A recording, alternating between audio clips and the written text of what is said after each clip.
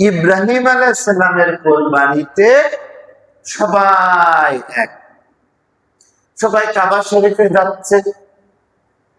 সেখানে যে আমাদের এই জামা কাপড় সব খুলে ছুটি হচ্ছে, খুলে ছুটি আল্লাহ পাকে বলছেন যে কি করবা? তো বলছেন যে এই ঘর দেখতেছে না, এখানে আসতে গেলে এই কাপড় চোপড় থাকবে না, গেঞ্জি থাকবে না, গায়ে কোনো সুতা থাকবে না, এক কাপড় এহরাম পরে চলে আসো। তো তখন উনি এসে এহরাম বাইরে এসে ঘরের সামনে দাঁড়ালেন, দাঁড়িয়ে বলছেন যে আল্লাহ তোমার ঘরের সামনে এসেছি, আমার কি হুকুম?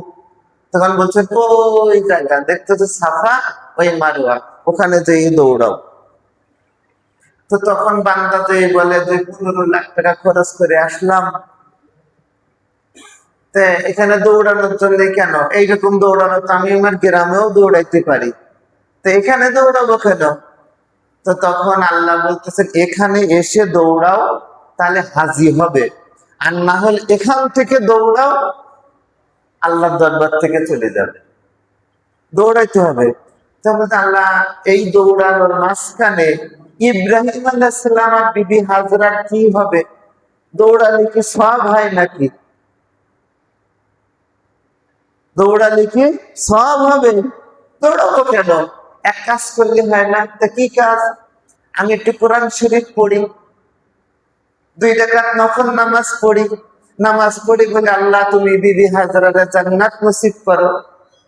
তারপরে ইব্রাহিম আলাইহিস সালামের উপরে দোয়া বক্সে দিই। তখন আল্লাহ পাক বলছেন যে তুমি তোমার নামাজ আর রোজা, হজ, যাকাত, যত কোরআন শরীফ পড়া আছে না, সেসবগুলো যেখানে পকেট আছে ওই পকেটে রেখো।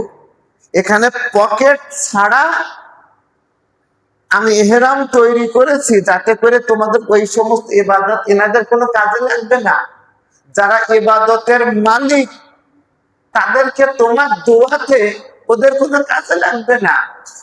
আজকে যদি তুমি এখানে না দৌড়াও, কি করো, না দৌড়াদৌড়ি করো, তাহলে লোকে জানতেই পারবে না যে এখানে হয়েছিলটা কি, মানুষ ভুলে যাবে। সুতরাং এখানে দৌড়ালে কি হবে?